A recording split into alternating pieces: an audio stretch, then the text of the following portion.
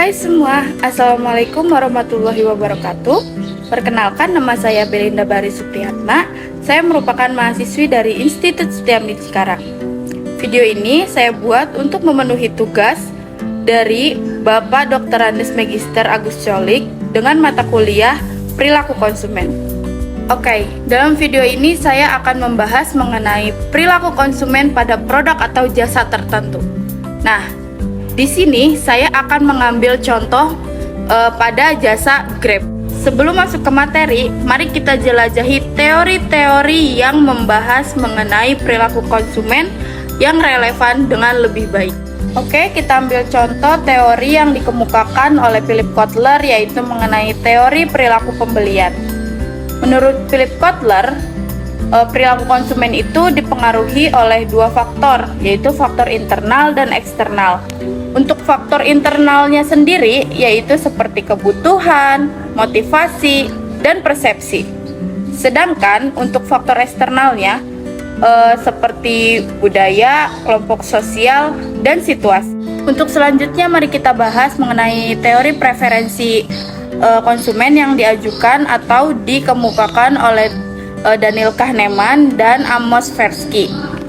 Menurut teori ini, preferensi konsumen dipengaruhi oleh bias kognitif seperti efek penempatan, kerangka referensi, dan heuristik. Nah, itu beberapa contoh teori yang saya ambil untuk membahas pada pembahasan video kita kali ini, yaitu perilaku konsumen mengenai aplikasi Grab atau jasa Grab. Oke, kalau kita mendengar judul perilaku konsumen pada aplikasi Grab atau jasa Grab, pasti kita bertanya-tanya dong, bagaimana sih perilaku konsumen itu berpengaruh pada aplikasi Grab tersebut atau jasa Grab, dan apakah ada faktor-faktor yang mempengaruhi keputusan pembelian atau keputusan penggunaan pada konsumen pada aplikasi Grab tersebut. Mari kita bahas. Kita akan membahas beberapa pertanyaan yang sudah tadi kita kemukakan, itu menjadi salah satu garis besar yang akan kita bahas dalam video kali ini. Perilaku konsumen pada Grab itu dapat dipengaruhi oleh beberapa faktor. Salah satunya termasuk kenyamanan, kecepatan, harga, dan pengalaman pengguna. Berikut saya akan memberikan beberapa contoh perilaku konsumen yang dapat terjadi dalam konteks Grab. Yang pertama, konsumen dapat memilih Grab sebagai pilihan utama mereka untuk transportasi sehari-hari karena kenyamanan dan kecepatannya dibandingkan alternatif lain seperti taksi atau angkutan umum. Kenapa sih begitu? Karena aplikasi Grab ini mudah digunakan. Coba kita bayangin, kita cuma buka aplikasi, pesan, tunggu Grab datang, kita diantar ke tempatnya, lalu kita bayar, selesai. Sedangkan kalau kita menggunakan angkutan umum, kita nggak tahu datangnya kapan, kita nggak tahu keadaan kenyamanan di dalam angkutan umum tersebut. Karena kalau Grab itu, kita pesan, satu pesanan itu satu driver. Jadi kita akan merasa aman, nyaman. Pertama, adik buka aplikasi Grab. Terus kedua, pilih car atau bike. Nah, ini adik mau naik yang mobil kan? Ya udah, kalau gitu pilih yang car. Ketiga, pilih tujuan yang diinginkan. Terus pencet choose this pickup. Keempat, nah terus muncul nih, tinggal pilih Grab car aja deh. Dan segini nih ongkosnya. Pencetlah book Grab car-nya. Dalam hitungan menit, driver Grab-nya bakal langsung jemput adek dan nantirin adek ke tempat yang adek inginkan. Gampang kali ya bang ya ternyata. Yoi, dan pesan Grab ini sifatnya real time. Kalau kita pesan sekarang, ya berarti kita berangkatnya sekarang. Jangan pula mau berangkat besok, pesannya sekarang. Paham? Yang kedua, konsumen bisa menggunakan layanan tambahan seperti GrabFood, Grab Express untuk kebutuhan pengiriman makanan atau mengirim barang-barang kecil, di mana ini menunjukkan adaptasi terhadap kebutuhan konsumen yang beragam. Kita sebagai kaum milenial itu pasti ada rasa malas.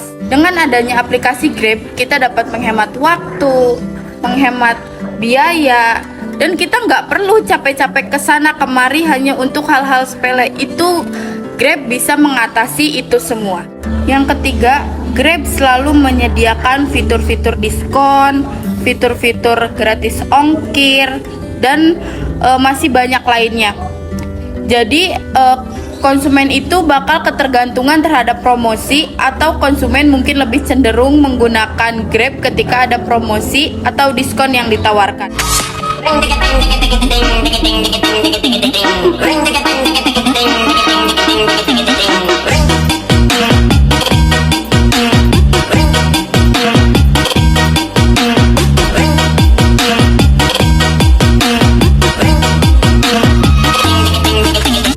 Nah, sudah terlihat kan, hal ini menunjukkan bahwa harga mempengaruhi keputusan pembelian pada konsumen yang menggunakan aplikasi Grab. Lalu selanjutnya, perilaku konsumen juga dapat dipengaruhi oleh umpan balik dari pengguna sebelumnya, seperti ulasan positif atau rekomendasi dari teman-teman atau keluarga yang dapat mempengaruhi keputusan konsumen untuk menggunakan atau tidak menggunakan layanan Grab. Jadi di dalam layanan Grab tersebut, Grab itu memberikan fitur yang namanya ulasan. Ada ulasan baik, ada ulasan buruk, ada rating, ada segala macam. Pokoknya jadi untuk pengguna, sebelum kita menggunakan aplikasi Grab tersebut, kita dapat melihat apakah pengalaman pengguna sebelumnya itu baik atau tidak. Jadi kita bisa lebih hati-hati. Kalau dilihat dari zaman sekarang nih, semua serba digitalisasi, semua serba modern. Dan Grab ini muncul memberikan solusi bagi orang-orang yang membutuhkan jasa pesan antar transportasi online, semuanya ini Grab memberikan fitur tersebut. Oke. Jadi konsumen mungkin menyesuaikan perilaku mereka dengan fitur baru yang diperkenalkan oleh Grab, seperti layanan pesan antar yang tadi saya bilang.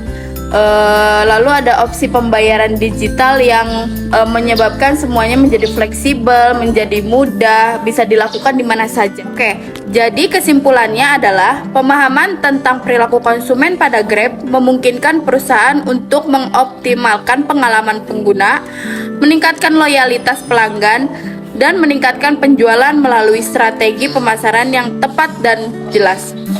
Di atas mengandung teori utilitas, teori promosi, dan teori sosial. Sekian penjelasan dari saya, semoga bermanfaat untuk semuanya. Mohon maaf apabila ada kesalahan. Wabillahi taufiq wal hidayah. Wassalamualaikum warahmatullahi wabarakatuh.